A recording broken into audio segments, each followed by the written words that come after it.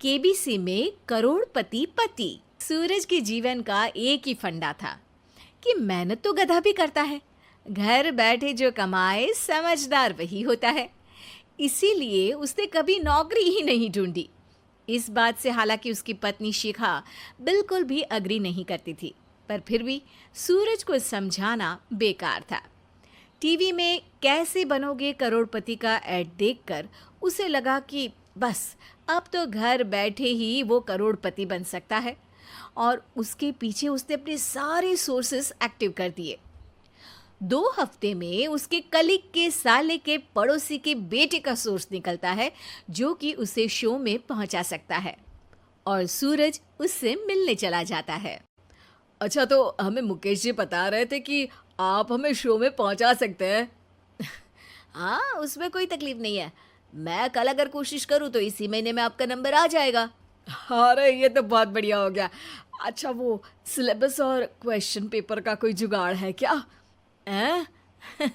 उसका तो कोई जुगाड़ नहीं है। तो वो वाकई में कुछ भी पूछ सकते हैं? हाँ, वो तो बच्चन जी पर है, जो पढ़ते हैं वो पूछ लेते हैं। पहली कोशिश फेल होने पर अब सूरज के सामने एक बहुत बड़ा सवाल था कि आखिर जवाब कहाँ से लाए। तब शिखा ने एक सजेशन दिया, क्यों ना सूरज अपने चचेरे भाई सुमित से मदद मांगे, जो कि यूपीएससी की तैयारी कर रहा था।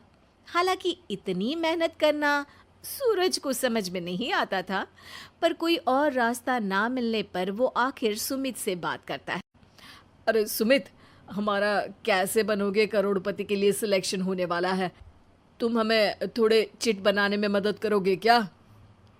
अरे भैया, चिट बनाए तो सालों हो गए, उसमें हमारा एक्सपर्टीज नहीं है। बल्कि आप बोलो तो हम आपकी पढ़ने में ज़रूर मदद कर सकते हैं। हट, कैसी अनाप शराब बातें कर रहा है तू। सूरज ने सुमित को मना तो कर दिया था, पर तैयारी करने के सिवाय कोई चारा उसे दिख भी नहीं रहा था।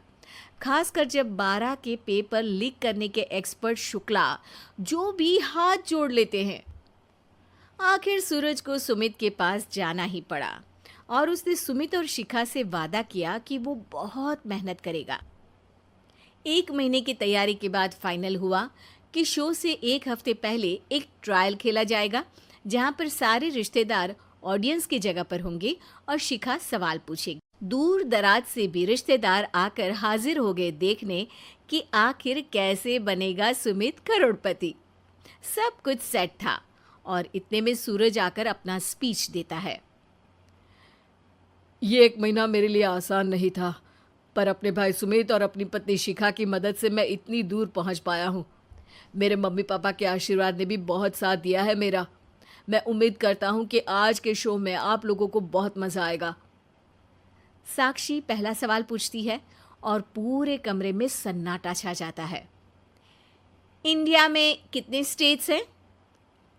3, सॉलिड, लिक्विड और गैस।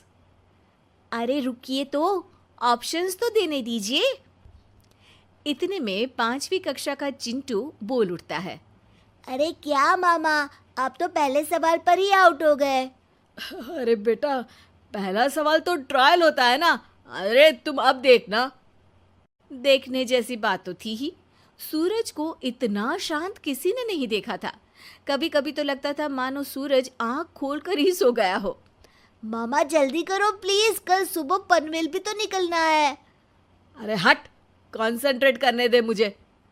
3 सवाल में 3 लाइफलाइन खत्म हो चुकी थी, और अब चौथे सवाल पर भी सूरज का मौन नहीं टूटा। पर सूरज अभी भी हार मानने को तैयार नहीं था। उधर हर कोई सूरज को छोड़ सुमित को देख रहे थे। आखिर सुमित ने ही तो पढ़ाया था सूरज को। गजब बेइज्जती है यार। अरे बेटा, तो बाप का, दादा का, भाई का, सबका नाम बुड़वाएगा। अरे 3 लाइफलाइन ले ली तो भी तेरा कुछ नहीं होना है। अरे कोई इतनी बात करता है क्या शो पर?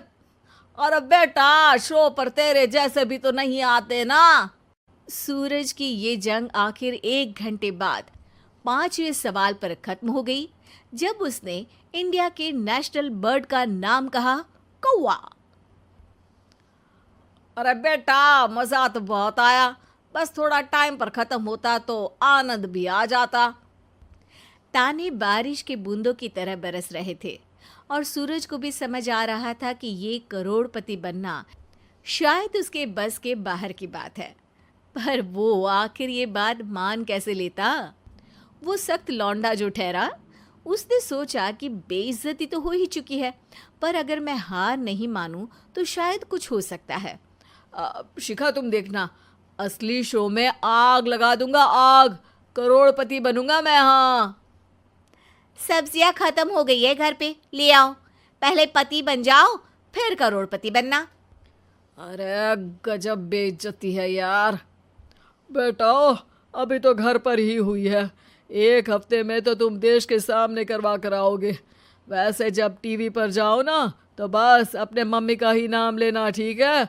कोई पूछे तो बोलना कि पापा नहीं है मेरे।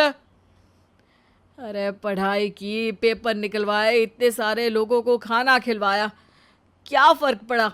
इसीलिए मैं कहता हूँ कि मेहनत तो गधा भी करता है, घर बैठे जो कमाए वही सिकंदर। लेकिन मामा, गधे भी जानते हैं कि हमारा राष्ट्रीय पक्षी मोर है।